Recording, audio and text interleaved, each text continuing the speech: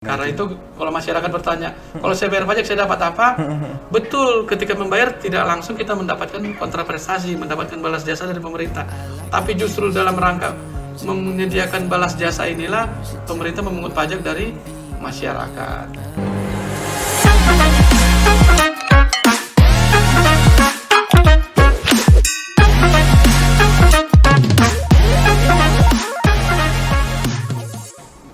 Halo kawan pajak, bagaimana kabarnya hari ini?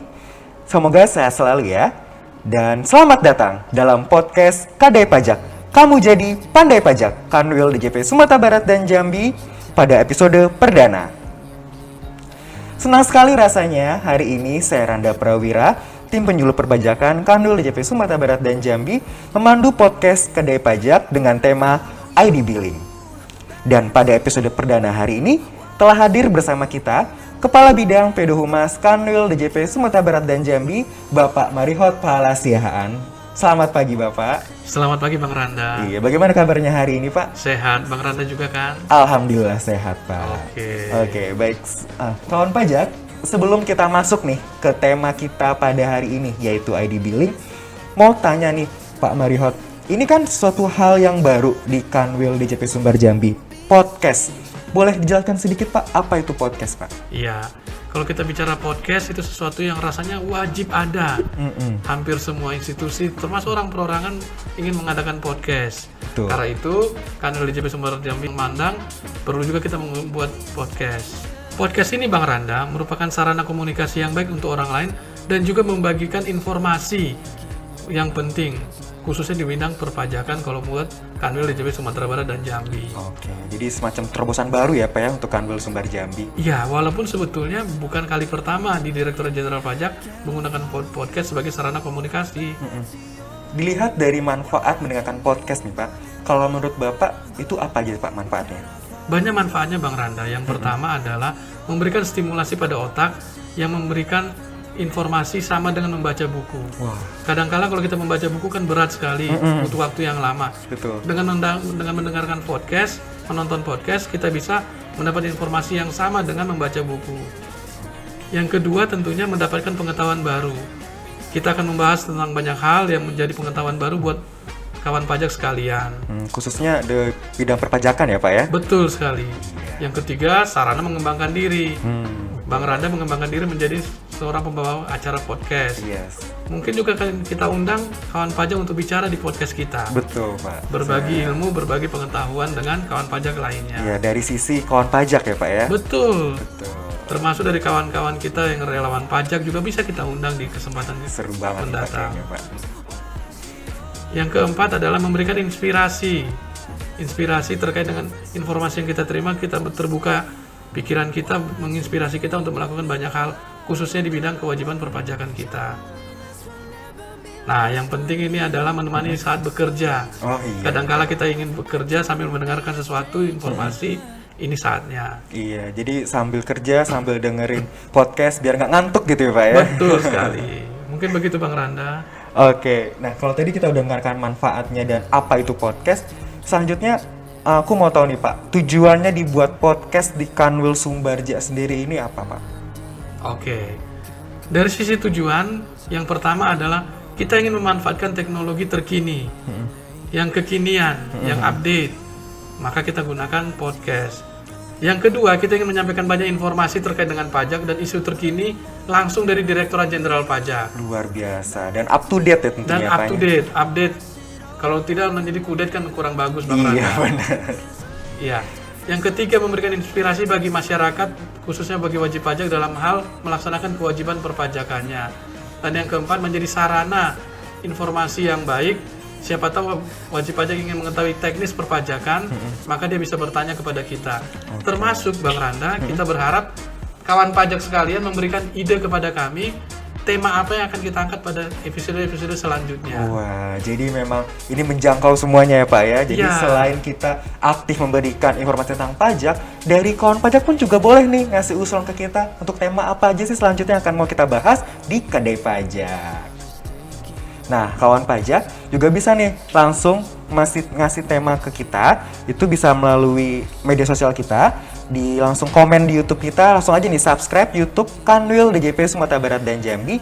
Bisa juga ke Instagram kita di DM @pajaksumbarjambi. Jadi itu media sosial kita terbuka lebar untuk kawan pajak. Bisa nih kawan pajak ngasih ide ke kita tema apa aja sih yang bakal kita bahas ke depannya di podcast KD Pajak. Pak Marihot, sebelum kita ngobrol tentang tema kita e-billing, nah, boleh jelaskan lebih dulu nggak Pak tentang pajak apa aja yang dikelola oleh Direktorat Jenderal Pajak? Baik, kadangkala kawan pajak sekalian ada kekurangpahaman masyarakat terkait dengan pajak, sehingga menganggap semua jenis pajak itu dikelola oleh Direktorat Jenderal Pajak. Contohnya ada masyarakat bertanya, kenapa ya kami harus bayar pajak ketika makan di restoran? Kenapa DJP mengenakan pajak? Nah, perlu kami sampaikan bahwa di Indonesia pemungut pajak itu terbagi menjadi dua. Yang pertama pemerintah pusat dan yang kedua pemerintah daerah. Di satu sisi pemerintah daerah sendiri terbagi dua juga. Pemerintah daerah provinsi dan pemerintah daerah kabupaten kota. Karena kewenangannya berbeda, maka diberikan kewenangan pula memungut jenis pajak yang berbeda. Nanti akan kita lihat bahwa ternyata DJP tidak berwenang untuk mengelola pajak restoran. Karena itu bukan jenis pajak pusat. Iya, betul Pak. Nah, bila kita lihat struktur pembagiannya, yang pertama jenis pajak pusat adalah yang dikelola Direktorat Jenderal Pajak adalah pajak penghasilan. Pajak penghasilan. Yang kedua pajak pertambahan nilai, PPN ya Pak ya? PPN. Yang ketiga pajak penjualan barang mewah. Yang keempat bea meterai dan yang kelima pajak bumi dan bangunan, sektor pertambangan, perhutanan, perkebunan, perikanan dan sektor lainnya. Jadi bea materai juga masuk sini ya Pak ya? Bea meterai juga. Itu yang dikelola oleh Direktorat Jenderal Pajak. Betul. Hanya itu, Bapak Ibu sekalian, kawan pajak sekalian. Yang kedua, pajak daerah provinsi. Itu pajak yang dipungut oleh pemerintah provinsi ada 5. Ada 5. Yang pertama, pajak kendaraan bermotor. Jadi kalau ada yang bertanya, Pak, kami boleh nggak ke kantor pajak KPP Pratama untuk bayar pajak kendaraan bermotor? Jelas tidak. Karena itu harusnya dikelola oleh pemerintah provinsi. Oke, masih sering tuh Pak ya, wajib Masih. pajak tuh datang ke kantor pajak, Pak saya mau bayar pajak motor gitu. Padahal itu nggak dikelola oleh DJP. Betul. Yang kedua, bea balik nama kendaraan bermotor. Jadi kalau ada masyarakat menjual atau membeli motor, mobil, kendaraan bermotor lainnya, dia harus bayar bea balik namanya. Ini dikelola oleh pemerintah provinsi. Yang ketiga adalah pajak bahan bakar kendaraan bermotor. Bahan bakarnya. Bahan Pak, ya? bakarnya. Yang keempat itu pajak air permukaan. Dan yang kelima pajak rokok. Oh, rokok ternyata di daerah ya Pak ya? Iya, itu di Dikelolanya? provinsi. Oke. Nah, jenis pajak kedua adalah pajak yang dipungut oleh pemerintah kabupaten atau kota. Kabupaten atau Itu kota. ada 11. Wah, banyak ya Pak. Yang ya? pertama pajak hotel. Kalau kita Hotel. menginap di hotel, dikenakan pajak 10% misalnya, itu dikelola oleh bukan Direktorat Jenderal Pajak, Bukan. tetapi oleh kabupaten kota di mana hotel itu Ada. berada terletak di mana. Misalnya hotel di Kota Padang, berarti yang memungut adalah pemerintah Kota Padang. Beda sama yang provinsi itu kan Sumatera Barat ya Pak. Betul. Kalau ini kan Kota Padang berarti di Pemkot Padangnya gitu Pak Betul. ya. Kalau kita ke Oke. Bukit Tinggi, nginap di Kota Bukit Tinggi, maka akan dipungut pajak oleh pemerintah Kota Bukit Tinggi. Kalau kita pergi ke Kabupaten Agam, kita nginap di Agam, maka yang memungut adalah pemerintah Kabupaten Agam. Tapi di Agam ada hotel nggak ya Pak? Ada. Ada ya Pak? Ada. Wah, luar Banyak biasa. hotel yang bagus di sana. Agam ya Pak ya. Betul. Yang kedua adalah pajak restoran. Nah, ini yang tadi saya cerita itu. Masyarakat Restoran. makan di McD, di KFC, di Lamun Ombak misalnya. Ternyata dipungut 10%. Itu bukan PPN. Itu namanya pajak restoran. Yang memungut adalah pemerintah pemerintah kota atau kabupaten. Yang ketiga pajak hiburan. Misalnya kita nonton bioskop, Oh, entertainment gitu Pak ya. ada pajak hiburannya sebesar 20%, itu masuk ke pemerintah kota atau kabupaten di mana bioskop tersebut berada. Oke. Yang keempat adalah pajak reklame. Oh, baliho-baliho itu Pak ya. Baliho-baliho, Oke. reklame-reklame yang ada di jalan misalnya, di reklame ruang-ruang itu dikenakan oleh pemerintah kabupaten atau kota. Yang kelima adalah pajak penerangan jalan. Jadi kalau kita menggunakan listrik dari PLN, biasanya pemakaian ditambah 10% pajak penerangan jalan. Itu masuknya kepada pemerintah kabupaten atau kota. Yang keenam, pajak mineral bukan logam dan batuan, yang dulu yang disebut pajak pengambilan bahan galian golongan C. Golongan C, iya betul Pak. Yang ketujuh adalah pajak parkir. Wah. Parkir. Jadi ada yang namanya retribusi parkir, ada yang namanya pajak parkir. Oh, Apa bedanya? itu beda ya Pak ya? Kalau retribusi itu berarti kita parkir di tepi jalan umum. Oh, yang biasa kalau kita ke mampir toko terus ada bayar parkir, nah itu retribusi. Itu retribusi. Kalau pajak parkir, pajak di tempat parkir yang diselenggarakan oleh swasta. Oh, kayak ke mall misalnya Pak. Kita ke Transmart, kita bayar pajak 1 jam, bayar parkir, biaya parkir 4 jam, 1 jam Rp4.000. Nah, di dalam Rp4.000 itu sudah ada Pajak unsur parkirnya. pajak parkirnya. Oh, oke. Yang ke-8 pajak air tanah. Air tanah. Kalau hotel mau mengambil air dari bawah tanah, itu dikenakan pajak. Industri juga demikian. Yang ke-9 pajak sarang burung walet. Wah, sarang burung walet juga ada pajaknya Pak ya? Ya, ada banyak di kabupaten atau kota di Sumatera Barat yang mengenakan pajak sarang burung walet. Yang ke-10 pajak bumi dan bangunan sektor pedesaan dan perkotaan. Oh, kalau ini berarti sektornya pedesaan dan perkotaan. Beda Jadi, sama yang pusat tadi rumah Pak. yang ada di Kota Padang atau sawah yang ada di kabupaten 50 kota itu dipungut pajak bumi dan bangunan sektor pedesaan atau perkotaan. Oke. Dan yang terakhir yang ke-11 adalah biaya perolehan hak atas tanah dan bangunan. Oh, BPHTB ya Pak? BPHTB ini pajak atas jual beli. Pembeli tanah, pembeli rumah itu dikenakan BPHTB yang mungut pemerintah kabupaten atau kota. Jadi pemerintah Indonesia itu membagi tegas kewenangan karena hasilnya pun diperuntukkan bagi yang mungut. Jadi pajak Kabupaten Agam yang masuk kepada pemerintah Kabupaten Agam, pajak Provinsi Sumatera Barat masuk ke Pemprov Sumatera Barat, pajak PPH masuk ke pemerintah pusat. Nanti dari sana baru dialokasikan untuk pembiayaan pengeluaran pemerintah dan pembangunan sesuai dengan APBN atau APBD yang bersangkutan. Mungkin begitu Bang Randa. Iya, jadi cukup banyak nih kawan pajak, pajak-pajak apa aja yang terbagi di Indonesia khususnya. Pak Medot, saya mau tanya nih, tadi kan banyak banget nih pajak, terus pasti ada kawan pajak yang mikir, kok semua dipajakin sih sekarang, apa-apa dipajakin, kayak tadi sarang burung walet dipajakin, terus saya parkir tuh dipajakin. Itu emang sebenarnya boleh sedikit nggak Pak cerita tentang manfaat pajak itu sebenarnya buat apa sih untuk kita? Oke, dari sisi definisi, pajak itu adalah sebuah kontribusi wajib dari masyarakat kepada negara, dari orang pribadi atau badan kepada negara yang terutang dan bersifat dapat dipaksakan tanpa mendapatkan kontraprestasi langsung. Tapi jangan dipotong, masih ada kelanjutannya. Yang hasilnya dimanfaatkan untuk membiayai pengeluaran pemerintah di bidang pemerintahan dan pembangunan. Pembangunan. Jadi pembangunan jalan raya, pembiayaan keamanan, pembiayaan fasilitas kesehatan, fasilitas pendidikan, dan yang lain-lain itu dibiayai dari pajak yang kita bayarkan. Karena itu kalau masyarakat bertanya, kalau saya bayar pajak saya dapat apa? Betul, ketika membayar tidak langsung kita mendapatkan kontraprestasi, mendapatkan balas jasa dari pemerintah. Tapi justru dalam rangka menyediakan balas jasa inilah pemerintah memungut pajak dari masyarakat. Mungkin Jadi begitu. Bisa dilihat dari, memang kita tidak dapat merasakannya langsung ya Pak ya. Iya. Tapi bisa dilihat dari pembangunan, jalan raya yang kita lewati itu kan, dan keamanan kita rasakan di Indonesia ini kan. Kita kalau pergi keluar rumah kadang kan merasa aman ya Pak, merasa safety gitu kan di jalanan. Nah itu pun bisa dibilang itu adalah biaya yang dikeluarkan dari uang pajak yang dikelola oleh APBN. Oke. Nah untuk bayar pajak nih Pak, kita masuk ke bayar pajak. Kita masuk ke tema kita hari ini adalah ID billing. Betul. Boleh dijelaskan Pak isu utama kenapa sih ID billing ini bisa kita angkat di podcast kita pada hari ini? Baik. Oke. Kawan pajak sekalian, sekarang ini membayar pajak itu praktis. Tidak usah mengisi formulir macam-macam, cukup dengan mendapatkan ID billing, langsung bawa ke tempat pembayaran, kasihkan nomornya, langsung bayar. Praktis. Sesimpel itu ya Pak ya? Sesimpel itu. Jadi ID billing ini sebuah nomor yang dibutuhkan oleh bank atau kantor pos tempat pembayaran pajak untuk dimasukkan ke dalam sistem pembayaran pajak sehingga mendapatkan bukti pembayaran pajak. Nah, yang menjadi isu utama dalam hal ini adalah pengamatan di administrasi kantor pajak selama ini terlihat bahwa banyak ID billing itu yang dicetak atau dibuat oleh wajib pajak. Bahkan nilainya miliaran.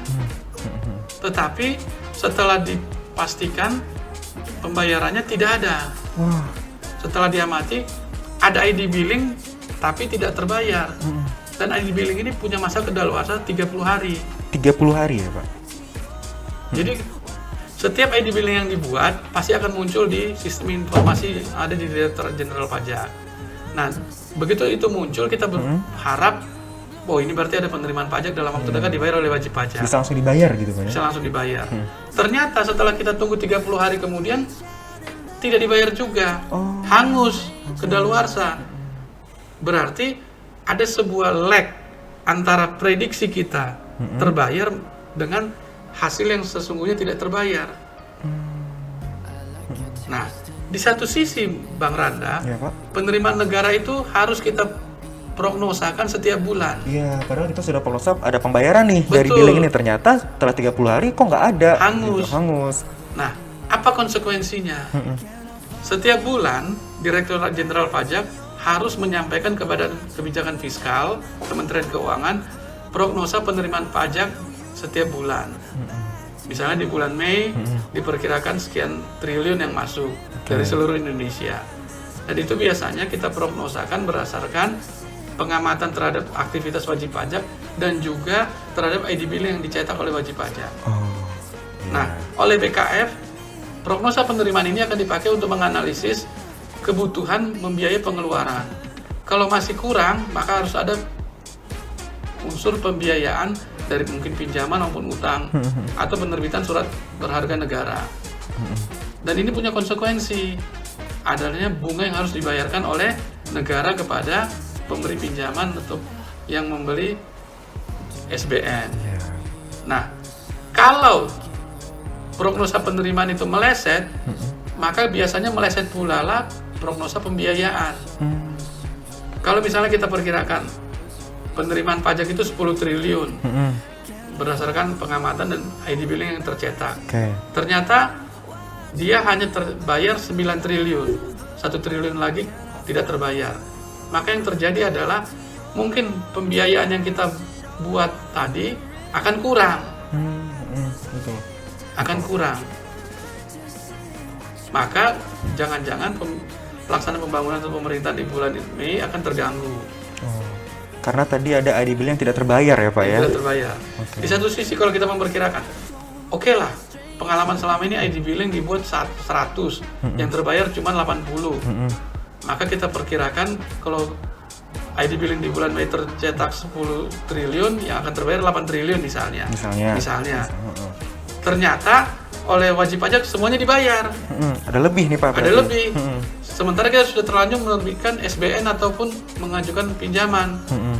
Otomatis pinjaman itu diberikan, kita harus bayar bunganya.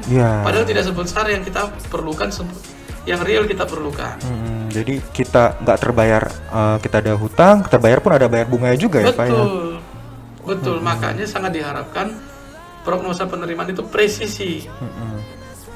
Dan ini akan sangat dipengaruhi oleh prognosa kita terhadap ID billing yang tercetak selama 1 bulan. Oke, jadi dihimbau nih kepada kawan pajak yang udah buat ID billing untuk bayar pajak, segera dibayarkan sebelum kadaluarsa ya Pak ya? Betul. Sebelum 30 hari, jadi diusahakan untuk dibayarkan segera agar nantinya kita bisa melakukan prognosa penerimaan pajak ini sampai berapa sih besarnya dan akan digunakan untuk ke BKF nanti.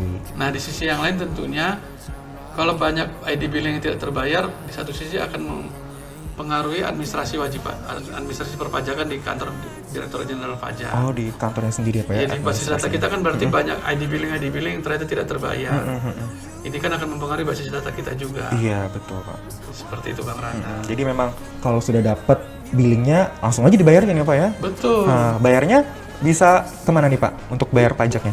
Ke tempat pembayaran yang ditunjuk, bisa kantor pos, bisa bank, persepsi yang ditunjuk oleh pemerintah. Oke, nah kalau tadi kita sudah bahas apa itu ID billing dan kenapa kita angkat isu ID billing nih Pak. Sekarang aku mau tanya tentang memperoleh kode billing nih. Billing ini dapatnya di mana sih? Apa langsung kita via SMS kah atau kita minta aja nih ke kantor pajak atau bagaimana Pak? Oke, pada dasarnya cara memperoleh ID billing itu sangat mudah. Dan rasanya kita perlu sampaikan kepada kawan pajak adalah ini bisa dilakukan sendiri oleh wajib pajak melalui kanal-kanal yang kita sediakan. Yang pertama melalui layanan mandiri dengan cara mengakses aplikasi e-billing berbasis web yang dikelola oleh Direktorat Jenderal Pajak atau melalui kanal resmi lainnya. Misalnya aplikasi e-billing online pajak. Ada 2 yang bisa dipakai, yaitu https sse2.pajak.go.id atau sse3.pajak.go.id. Yang membedakan antara SSE2 dan SSE3 adalah pendaftaran akun di SSE3 tidak membutuhkan e-fin, melainkan cukup NPWP dan email. Oh, jadi wajib pajak mengakses sendiri ya Pak ya, Iya. untuk ke SSE2 dan juga SSE3.pajak.go.id. Oke, yang kedua melalui Twitter @kringpajak. Twitter, oh itu Cukup dengan langsung Twitter. mention aja gitu Pak ya, mau Mention, minta iya. kode billing gitu Betul, bisa. Wah, betul. gampang banget. Bisa juga di live chat di www.pajak.go.id. Oh, live chat. Kita Live buka chat. situs. Kita buka situs nih Pak, pajak.go.id. Nanti tinggal pilih live chat. Saya mau minta ID billing gitu. Bisa. Wah, kuat banget. Yang keempat melalui Kring Pajak di saluran telepon 1-500-200. Oh, by phone juga bisa ya Pak Bisa ya. by phone di Kring Pajak 1-500-200. Nah, jadi untuk kawan pajak yang di daerahnya mungkin susah akses internet ya Pak ya, masih belum dapat nih atau mungkin agak lemot internetnya, bisa juga via by phone ya Pak. Iya. Di Kring Pajak 1-500-200. Nah, yang penting Bang Randa, yang harus disiapkan oleh wajib pajak apa? Itu harus Pak. paham. Iya. Yang pertama tentunya NPWP. NPWP itu. 15 digit NPWP harus benar. Karena kalau salah, yang terjadi yang tadi, e-billing tercetak tapi tidak terbayar. Oh, karena nggak masuk nih pakai NPWP siapa gitu ya. Yang kedua nama. Nama. Nama harus sesuai. Yang ketiga alamat email atau nomor telepon seluler yang terdaftar pada saat registrasi e-fin. Jadi harus ingat email apa atau nomor telepon yang kita daftar pada saat registrasi mendapatkan Telepon dan e-fin. email. Oke. Yang keempat, e-fin itu sendiri. Dan yang kelima adalah kita harus tahu jenis SPT-nya apa, jenis pajaknya apa, masa pajaknya apa, dan status SPT-nya bagaimana, kebetulan kah, normal kah, itu harus ada. Jadi harus tahu dulu kita mau bayar pajak, tapi pajak apa yang mau kita bayar gitu Pak ya. Betul. Biar nanti prosesnya gampang gitu. Betul. Nah, bisa juga melalui ASP, Application Service Provider atau penyedia jasa aplikasi yang ditunjuk DJP. Jadi ini pada dasarnya melalui pihak swasta, tapi sudah mendapat sertifikasi dan dapat izin dari DJP untuk menyelenggarakan layanan pembuatan e-billing. Oh, jadi aman ya Pak ya? Aman. Bisa aman. melalui. Jangan melalui saluran yang tidak ditunjuk. Oke, ada apa Itu tadi ada Pak? www.online.pajak.com, www.pajakku.com, Oke. www.spt.co.id, klikpajak.id, e-filing.bri.co.id, aspbni.bni.co.id. Jadi ada 6. Ada 6 dan itu pun tadi juga aku dengar ada beberapa dengan bank ya Pak ya, BRI dan juga Betul. BNI. Karena kita berharap bank selaku tempat pembayaran pajak juga berfungsi sebagai tempat pembuatan e-billing. Oke, jadi mau sekarang ke bank tuh bisa buat billing ya juga sekalian bayar ya Pak ya. Iya. Jadi kawan pajak nih, bayar pajak tuh bukan di kantor pajak ya. Jadi bisa langsung ke banknya sekaligus buat billing sekaligus buat bayar pajak. Iya. Dan yang keenam, ini kita lakukan penerbitan secara jabatan atau official service oleh Direktorat Jenderal Pajak. Dalam hal apa? Bila ternyata terhadap wajib pajak diterbitkan surat ketetapan pajak, Surat ketetapan. surat tagihan pajak, surat pemberitahuan pajak terutang PBB, surat tagihan pajak PBB atau SKP PBB yang mengakibatkan kurang bayar. Jadi biasanya dalam semua surat-surat tadi sudah otomatis kita cetak ID billingnya. Oh gitu. Jadi masyarakat tidak perlu lagi bingung untuk mencari ID billingnya mana.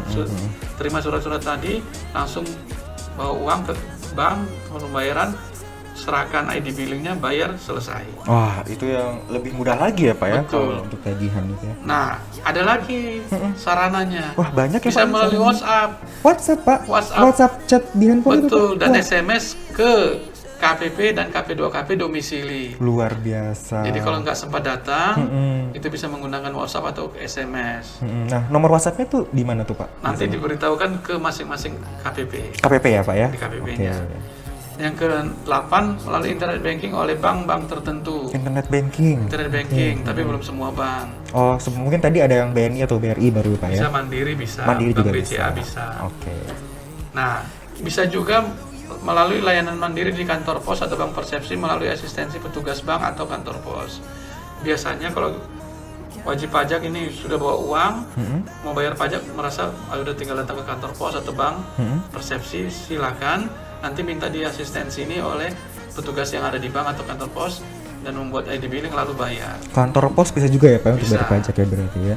Oke, nah nih kawan pajak udah sangat mudah nih kita untuk bayar pajak ya Pak ya.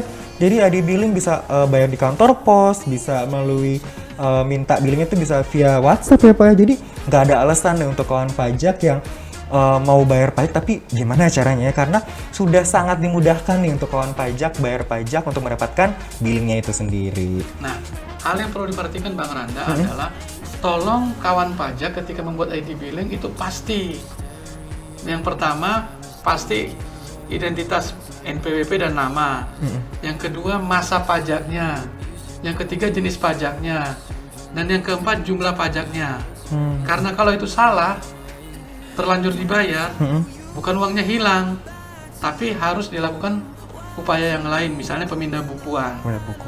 Bisa juga sih dipakai melunasi pajak yang benar dengan menggunakan pemindah bukuan. Tapi kan itu ada proses administrasi lagi, panjang urusannya. Benar Pak. Jadi karena itu saya berharap teman-teman kawan pajak ini ketika membuat ID billing sudah benar semua.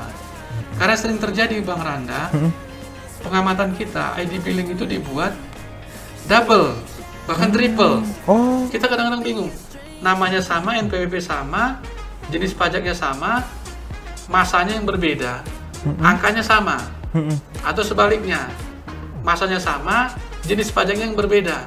Harusnya membayar pasal 22 dipakai kode pasal 23. Jadi ada yang pasal 22, ada yang pasal 23. Jumlah sama, masa pajak sama, pasti salah satu yang dibayar. Yang satu lagi kita nggak tahu yang mana yang mau dibayar. Benar. Tapi yang satu lagi akan otomatis tidak terbayar sampai dengan kedaluarsa. Nah ini akan mengakibatkan kekeliruan dalam prognosa penerimaan perpajakan. Jadi kalau misalnya memang kita nggak tahu nih mau bayar pajak yang apa, lebih baik kita tanya dulu ya Pak ke KPP-nya ya. Satu lagi yang sering berapa kali kita komunikasi dengan wajib pajak, Pak itu kami masih ragu Pak. Nah itu Pak biasanya kami masih ragu mau bayar. Cuman kami pikir ya udah yang penting bikin ID billing dulu. Nggak salah juga sih, Langsung bikin gitu ya? Langsung bikin, kita sudah hargai niatnya, tapi sebaiknya kalau belum yakin, jangan bikin ID billing dulu. Bikinlah ketika sudah siap untuk melakukan pembayaran. Nah, kalau misalnya masih ragu nih, bikin pajaknya untuk bayar pajak apa, tanya aja ke KPP-nya ya Pak ya, via WhatsApp tadi bisa ya Pak. Kan ada AR-nya. Nah, ada AR tuh yang bisa membimbing kawan pajak untuk membayar pajak apa yang akan bisa dibayarkan dan tepat ya Pak ya, sesuai pajak. Oke, kalau kita udah bahas soal ID billing. Terus Pak, untuk fungsi ID billing dalam sistem e-billing pajak itu apa Pak? Sebagaimana sudah kita jelaskan tadi, fungsi e-billing ini adalah sebagai angka pengenal yang dimasukkan ke dalam sistem pembayaran pajak. Karena itu dia harus tepat. Kalau dia tidak tepat, sistem mengenalinya ya sesuai dengan apa yang tertera di situ. Jenis pajaknya sesuai dengan apa yang dipilih. Kalau mau bayar pajak pasal 21 ternyata dipilih pasal 4 ayat 2, yang dibayar menjadi jenis pajak 4 ayat 2. Iya, jadi wajib pajak merasa dia sudah bayar pajak pasal 21. Kita tagih. Kaget nih. Loh pasal 21 kan sudah saya bayar.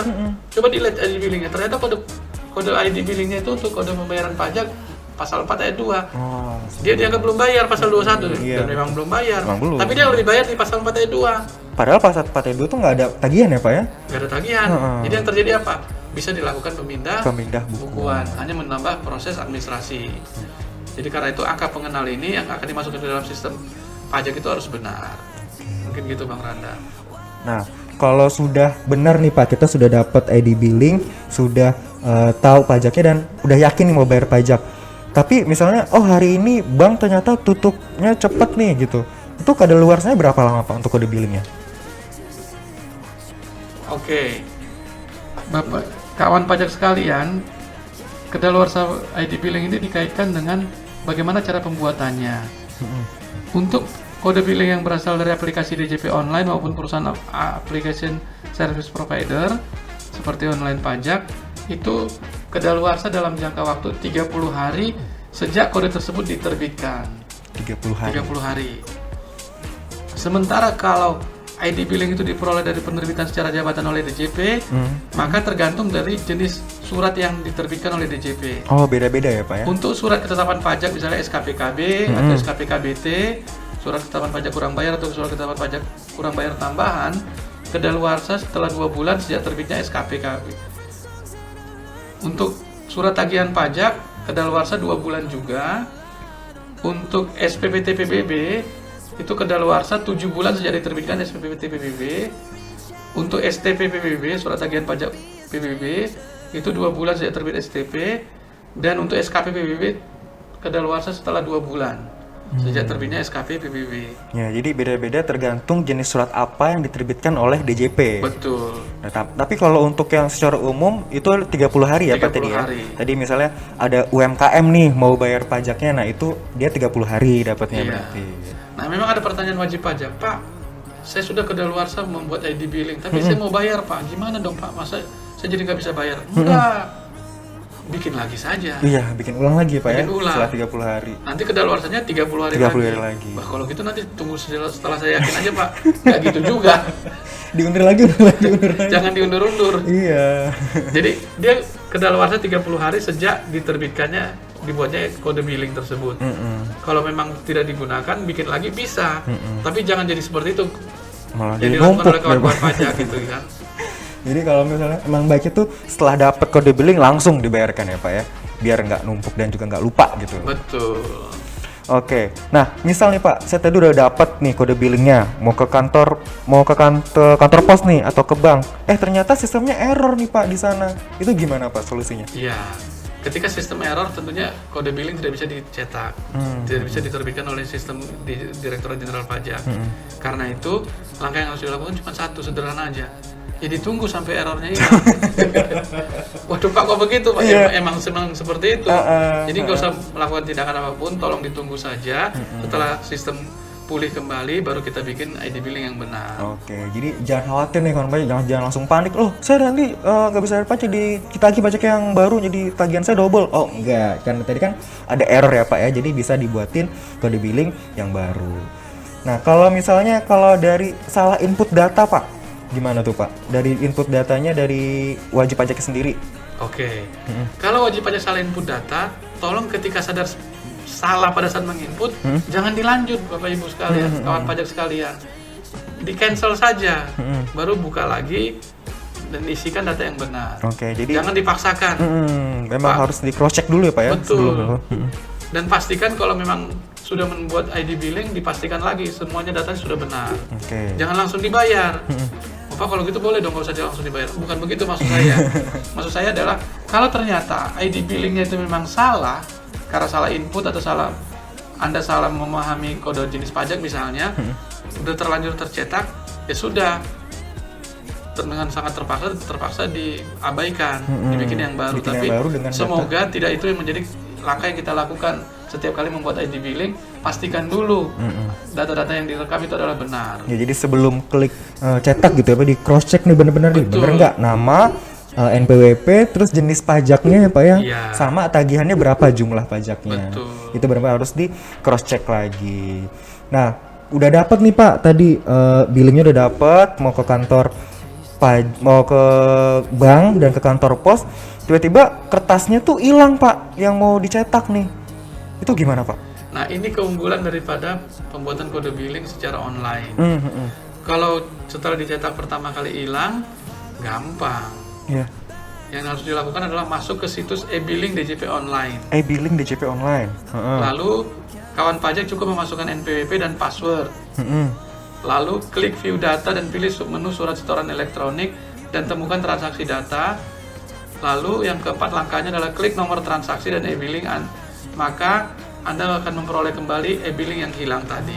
Jadi itu ke-save otomatis ya Pak ya, ke Ya. database kita ya. Kan selama 30 hari dia belum kedaluarsa. Sistem tetap akan membacanya. Oke. Itulah yang saya katakan tadi Bang Randa di awal, bahwa kalau banyak yang membuat e-billing tidak terbayar, sistem administrasi DJP menjadi terbebani. Karena data itu harus disimpan sampai dengan kedaluarsa 30 hari. Itu menjadi, ya ibarat kata pemborosan ruang simpan. Benar Pak. di sistem DJP-nya ya Pak Sistem ya? DJP-nya, betul. Nah, jadi kawan pajak jangan takut nih kalau misalnya hilang tuh langsung panik. Loh, saya tadi kertasnya gimana hilang? Masa saya capek-capek sih bikin ulang lagi? Nah, tenang aja. Ternyata database kita di KPP dan di DJP itu udah ada ya Pak ya. Tinggal pilih nih tadi menunya, mau menu yang mana, yaitu klik view dan juga sub menu surat setoran elektronik dan temukan transaksi kawan pajak yang tadi di websitenya di e-billing DJP online. Langsung googling ya Pak ya, nanti Iya, muncul. betul. Oke, kalau udah dapat, terus lakukan bayar pajak, tadi bisa ke mana aja Pak? Boleh dong lagi Pak? Oke. Setelah kode billing diperoleh, Udah langkah benar nih. selanjutnya adalah bayar. Bayar. Dan kita harapkan adalah kawan pajak melakukannya segera. Yang penting punya uang juga. Iya, itu yang penting Pak. Buat Nah, bayar pajaknya. Bagaimana caranya? Tergantung keinginan kita. Mau datang langsung ke teller bisa, bisa datang ke teller di bank persepsi ataupun kantor pos. Kalau enggak mau bikin melalui pembayaran internet banking atau SMS banking bisa, mau melalui ATM juga bisa. Bisa melalui menggunakan fitur Pajak Pay dari aplikasi online pajak yang sudah menjadi mitra resmi pemerintah juga bisa. Pajak Pay. Fitur Pajak Pay. Jadi banyak kanal yang kita buka. Tergantung Kebutuhannya. preferensi kita lah, kenyamanan kita. Benar. Saya lebih nyaman semuanya di genggaman saya pakai handphone saja, silakan.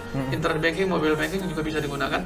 Yang penting satu kata kunci, masukkanlah e-billing yang sesuai dengan pembayaran pajak yang Anda butuhkan. Yang benar gitu Yang ya. benar. Agar nantinya tidak menjadi proses administrasi yang panjang ya Pak ya, Betul. kemudian bukuan tadi. Gitu. Nah, kalau ID billing kan emang sangat penting nih Pak untuk pembayaran pajak. Kalau misalnya nggak pakai kode billing untuk bayar pajak itu bisa nggak Pak? Sejauh ini kita menyediakan satu jenis pajak yang bisa dibayar tanpa bikin ID billing. Ada ya Pak ya? Ada, yaitu pembayaran pajak UMKM.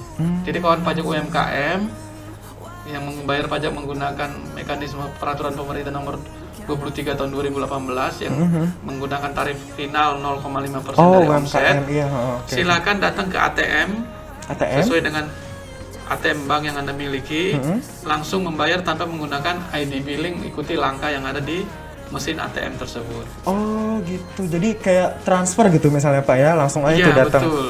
ke ATM-nya. Tapi kalau transfer kan butuh rekening tujuan nih.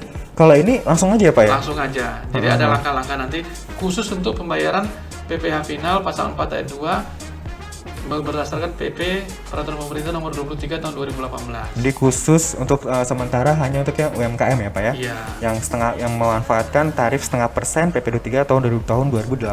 Nah, hanya perlu dicatat Bang Randa, baru 4 bank yang boleh menggunakan fasilitas ini. Oh, 4 bank. Apa Yaitu gitu Pak? ATM BRI, BRI, BCA, BCA, Bank BNI, Bank BNI, dan Bank Mandiri. Bank Mandiri. Iya. Nah, yang 4 itu baru bisa ya Pak ya di ATM-nya. Iya. Oke, baik. Nah, kawan pajak, tadi kita sudah sama-sama dengarkan penjelasan mengenai ID billing dan pentingnya ID billing untuk pembayaran pajak.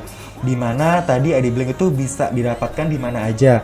Bisa didapatkan ke kantor pajak dan dibayarkan bisa di mana aja untuk bayar pajaknya. Tadi bisa di bank juga bisa, di kantor pos bisa, bahkan di ATM sendiri pun juga bisa ya Pak ya, langsung. Segampang itu dan semudah itu. Maka dari itu, kita dari Kanwil DJP Sumatera Barat dan Jambi menghimbau kepada kawan pajak kalau misalnya udah dapat ID billing, langsung nih dibayarin ID billingnya. Karena apa? Nanti bisa langsung masuk ke pembayaran pajak, bisa langsung masuk ke penerimaan pajak. Dan kalau misalnya kawan pajak nanti dengan kadaluarsa, nah itu akan menjadi beban sendiri nih untuk administrasi di kantor pajak. Jadi kami himbau untuk segera bayarin pajaknya, sudah ada ID billingnya gitu. Pak Marihat, ada lagi Pak yang ingin disampaikan mungkin ke kawan pajak sebelum kita tutup? Ya, terima kasih untuk perhatian dan kesediaan kawan pajak mengikuti acara ini. Kami berharap sebagaimana kami membuat podcast ini untuk memberikan informasi, maka informasi yang kami bagikan di siang hari ini boleh menambah hasanah wawasan Bapak Ibu sekalian, kawan pajak, sehingga pembuatan ID billing menjadi lebih baik di masa mendatang, dan semua ID billing yang tercetak akan bisa dibayarkan tepat pada waktunya. Terima kasih Bang Randa. Luar biasa. Terima kasih Pak Marihat atas atensi dan juga edukasi-edukasi khususnya tentang ID billing yang telah diberikan kepada kawan pajak. Oke kawan pajak, sekian podcast perdana Kandul JP Sumatera Barat dan Jambi, Kadai Pajak, Kamu Jadi Pandai Pajak, pada hari ini Kamis 20 Mei 2021. Sampai ketemu di podcast selanjutnya. Selamat siang.